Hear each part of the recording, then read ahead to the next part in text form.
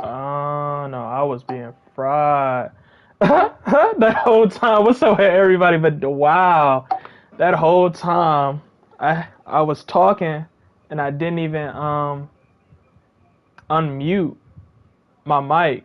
You feel what I'm saying? So, huh? Because well, I mean, because we was in a party, but still they didn't hear me on the live stream. They were just so they was being real. They were just watching my gameplay that whole time. That is crazy. Wow. But what's up with everybody? So that explains a lot. Wow. Oops. That's on. Wow.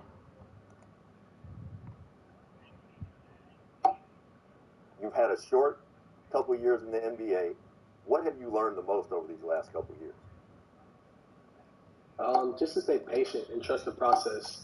Like you said, had a lot of injuries or some little mishappenings at Vanderbilt, but like you said, just trying to stay positive. That is so crazy. Stay patient and trust the process, and continue I'm disappointed in to work on my myself. craft and just trying to win as many games coming up this season and trying to get better every year.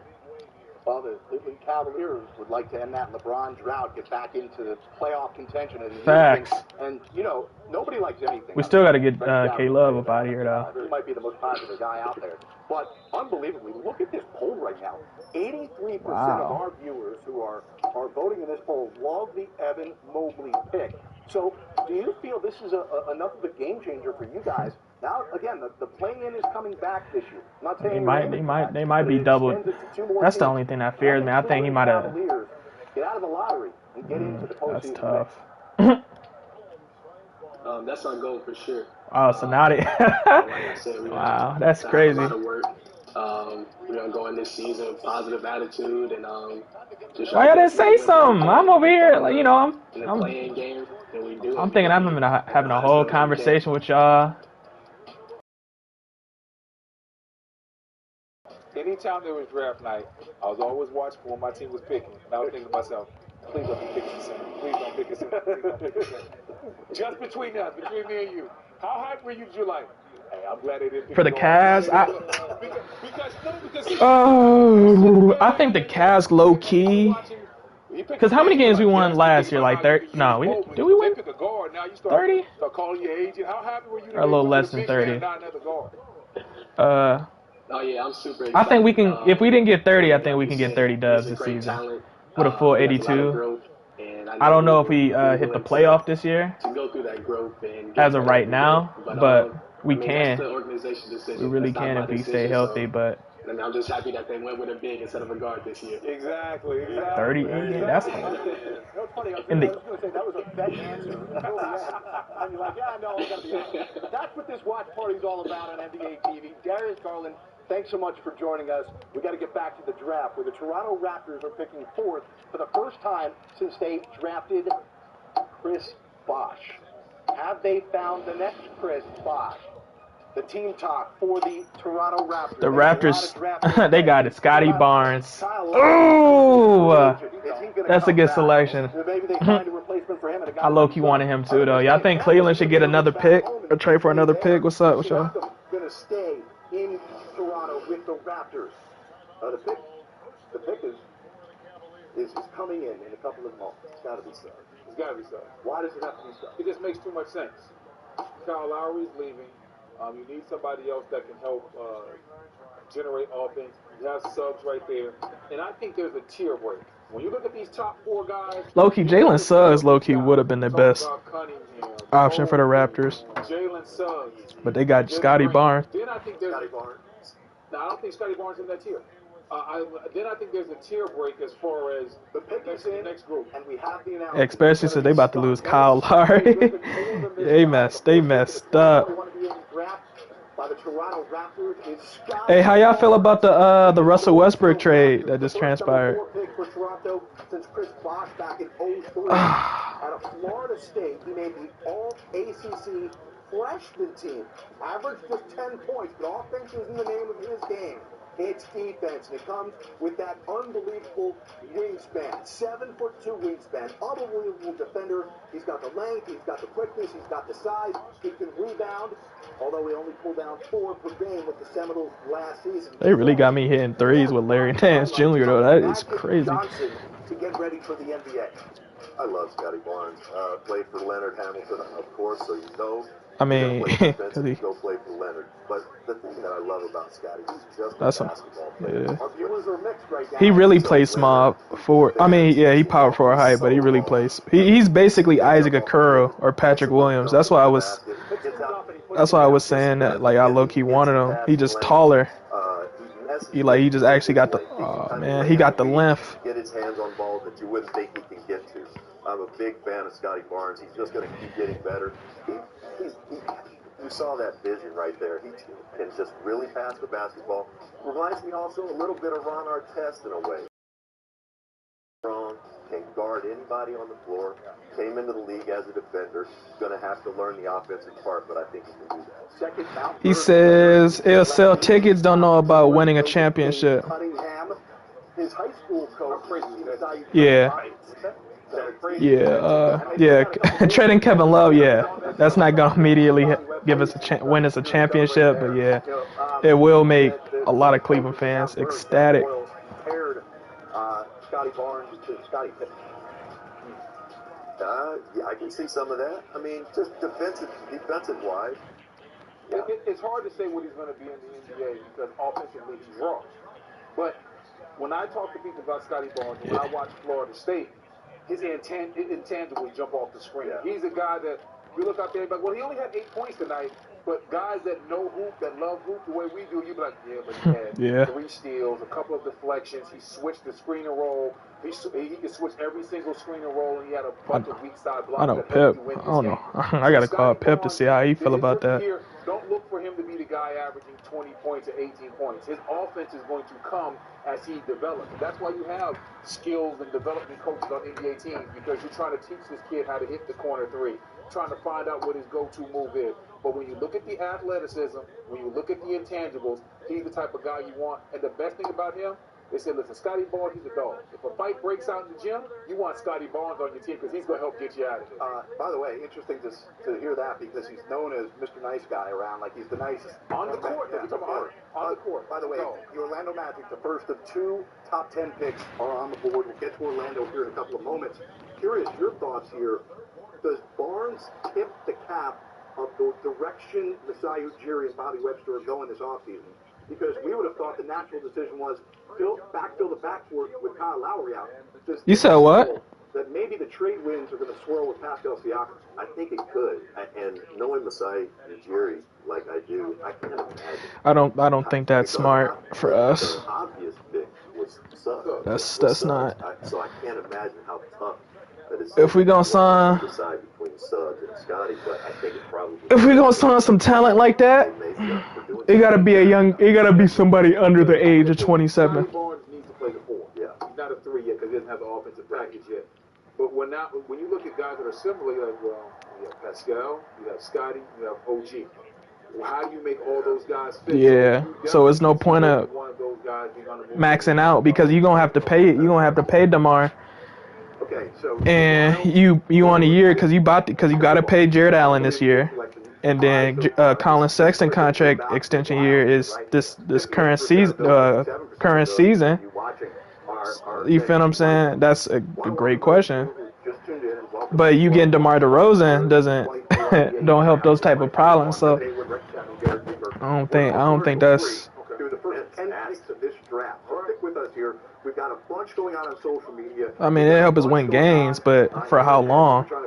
Because DeMar is what, 31? We never know what's going on in his head. Says all of my girlfriends forever and all of my. So we gonna be in the salary cap for 3 good seasons. Like that's not. I don't think that's long-term thinking. That's Anthony with their first round pick. They've been crushed by injuries, right? You've got Fultz and Jonathan Isaac. They both are hoping to be back and healthy this upcoming season. Oh, he said he was talking about the Laker trade. He was like, you think Russ helped them win a championship this next season? Orlando Magic. What are they looking to do here in this draft? And again, the Magic are going to pick here, assuming no trades happen, at number 5, and then again at number 8. This is a unique pick because they took Cole Anthony last year. So you're like, well, are you going to go with Suggs? And Suggs is the best player on the board. But So what? Fit for where your team is right now. Then they also maybe they can try to go get some more scoring with somebody like Book Knight. I don't know if they won. I don't know if the Lakers. And I know I'm very critical of Russ. I don't know if the Russ won a championship this year. Oh, well, next season. I just feel like because they still need some shooters. If they can somehow still get Buddy, which I don't think they have the contracts to do it.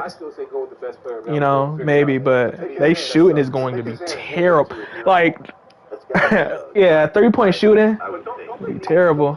Yeah, but they would have to get a lot of shooters, like a lot of them. Kuminga has the most upside, the highest ceiling of any player in this draft. Maybe. Yeah. We can look back in 2 years and everybody be like, and Suggs, you know, football player, how tough he is, how competitive he is. If he goes here, he's going to haunt these. That might be true, but when you play a team like Brooklyn, potentially. Jalen Suggs out of Gonzaga. The 6'4" point guard. I mean, but you counting? Oh shit, I'm tripping. That's true. I mean, but you got to say that with the Lakers too. The only one that's out of the 3 that's showed to be, as of recently, to be like, you know, pure is Russ. This is the first time in his life he's been. So I mean, so you can't really say that either. He has more. Now I will say Russ is he'll give you something different than Kyle Kuzma. Obviously, he is gonna give you 20 plus. But you see what this guy's game is today. But that's It's incredible. But throughout high school, I don't think Russ is gonna be more efficient. I think what Russ is, how he is now, that's what you're gonna get out of him. You feel me? Now that Suggs is gonna have more time to just work strictly on his game, I think you're gonna see his game take off, go to another level. I like the fact that he has the size. I love how he all 6'4". I don't think pin him at the shooting. Well, is LeBron playing the 1? That's always a plus. And then he pushes that ball in the end. Yeah, that's not gonna work. Pushing that ball. That's not gonna, like, that's really not gonna work. Like, shortchange him at all. He's also the best. Shooting wise, that's gonna be terrible. Like, that spacing is going to be sad. Yes, definitely. Yes, definitely. Cool. Maybe, you know, we would have to see, you know, some, you know what I'm saying, see how that go down, but I don't think that works. I don't think that works. So I wonder where DeMar DeRozan goes now. Does he take a pay cut to go to the Lakers too? Or do he go to the Clippers like I kind of predicted as a joke? You don't think about positional needs, but there is a crowded backcourt now. You just drafted Cole Anthony last year. You got Markelle Fultz coming off injury. How does this work? We don't want DeMar. You feel me? Luka Doncic don't want DeMar. You know, I want the best for Luka. I don't want no clucks with Luka Doncic. We need. Who's gonna help me win? So whether it's Cole Anthony, I can see now that team. Yeah, that actually might be the best for DeMar. Low-key, I can actually like that. Cream is gonna rise to the top. But at the end of the day, with a talent like this, with Suggs, you don't pass him up just because you took Cole Anthony last year. And I love Cole Anthony. But at the end of the day, if you draft Jalen Suggs after you got Markelle Fultz and Cole Anthony, and there's another guard y'all have on that team too. One of the most underrated. Yeah, like Orlando is going out sad right now. Because he's always just in a stance naturally. I mess around. If I was them, I mess around, suspend myself as a team for a year, just to get my mom back. I love that as a basketball. His jeans are great. He's related to Terrell Suggs. Designer jeans. Yeah, right. Yeah, Yeah. yeah. Like that DNA. Yeah. You ever buy I had no idea he was related to Terrell Suggs. That's what we're here for on this show here. You can learn more about him. We also learned about his Twitter followers.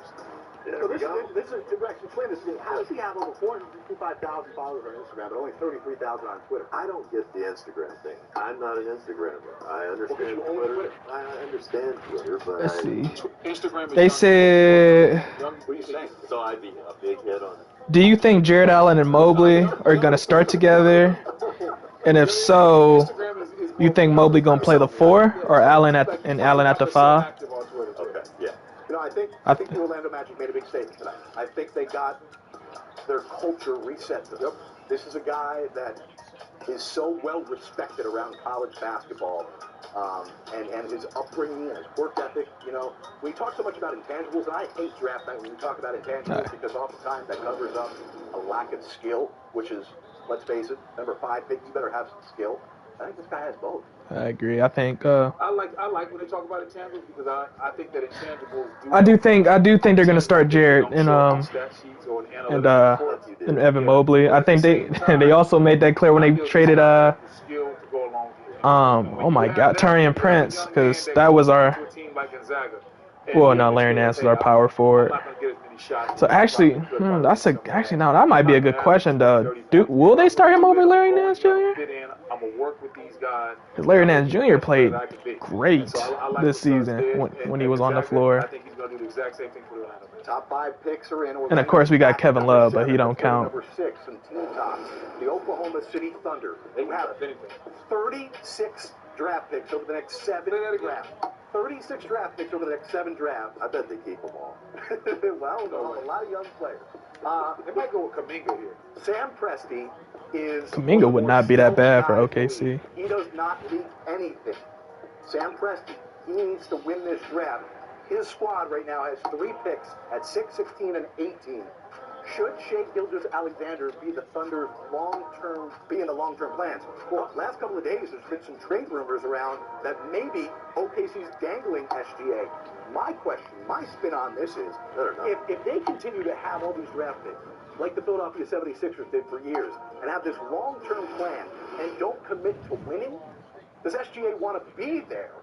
I think should be the question, not should the Thunder look to trade him, because he is unbelievable. He is one of the great young players in this league. Well, it started when he was in college, of course. That background. Here we go. Jordan, give me this ball, man. Yeah. Do a show without you somehow finding a way to make Kentucky the best place on earth. Well, yeah, I mean that's where you learn to be pro. If you go to Kentucky, so and you know, of course, he's going to do whatever's best for the organization because that's who he is. Because he went to Kentucky. Oh my! I'm so glad the pick's in. This pick couldn't have come faster. Interesting pick here by the Oklahoma City Thunder. With the 6th pick of the 2021 draft, the Oklahoma City Thunder select Josh Giddey. Get giddy with it. Good draft. The international player of the draft. They drafted Josh Giddey. Ben Simmons type with a willing jump shot. Not a great shooter, but a really willing shooter. You don't be hearing me for nothing to say my life. No, the Thunder. Last year played in one of the great leagues in Australia, averaged 11 points, 7.5 rebounds. I'm still on the. I just hear it because I got it playing through my. Passer. He just barely missed making the Australian Olympic team. Oh, but he got to God. practice with those guys. So because of that, he didn't get to do any individual workouts or meetings with NBA teams. So far on our poll on Let's let me back out of this real quick. 53% of you, pretty split. Do you like Josh Giddey? And I'd imagine, Rex, Hold up. people are split because they're not very familiar with Josh Giddey. Didn't play college basketball. Didn't get to see the tape of him working out. But Josh Giddey, again, he is in the ilk of a Ben Simmons. But let me end this real quick. Giddy for Giddy, right? Yeah, they said Ben Simmons with a jump shot. Well, he'll shoot it, but he's not a good jump shot Great shooter. point guard. I like it. I think.